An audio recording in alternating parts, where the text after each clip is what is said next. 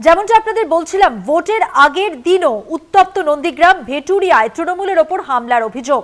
৬ জন তৃণমূল নেতাকর্মী তারা আহত। বিজেপির বিরুদ্ধে হামলার অভিযোগ অস্বীকার করা হয়েছে বিজেপির পক্ষ থেকে, কিন্তু ৬ জন তৃণমূলের কর্মী সমর্থক তারা আহত হয়েছেন, তাদের আঘাত করা হয়েছে। এবং এই যে ঘটনা, এই ঘটনায় অভিযোগের তীর বিজেপির দিকে। এর আগে দুদিন আগেই আমরা যে ঘটনা দেখেছি, সেখানে বিজেপি মহিলা কর্মী তাকে খুন করা হয়েছিল এবং সেই ঘটনার পর বুধবার রাতে সেই খুনের ঘটনার পর কিন্তু উত্তপ্ত হয়ে ওঠে নন্দীগ্রাম এবং বিভিন্ন জায়গায় সেই আজ পরে আমরা দেখেছি পরপর দোকান ভাঙচুরের ঘটনা, রাস্তায় অবরোধের ছবি আপনাদের সামনে তুলে ধরি।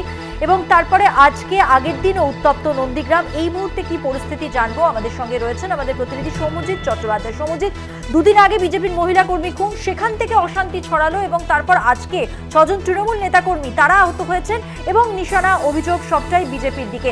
সব মিলিয়ে কি পরিস্থিতি, দুদল কি বলছে? দেখো মধুবন্তী, তুমি জানো যে গতকাল থেকে নন্দীগ্রাম দফায় দফায় উত্তপ্ত হয়েছিল এবং আজকে উত্তপ্ত হচ্ছিল।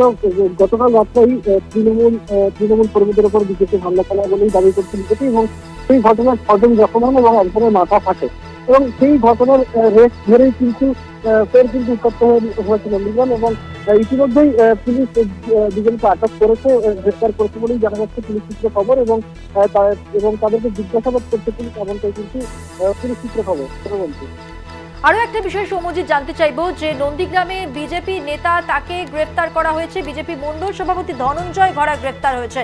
কি কারণে তাকে গ্রেফতার করা হয়েছে, কি অভিযোগ রয়েছে?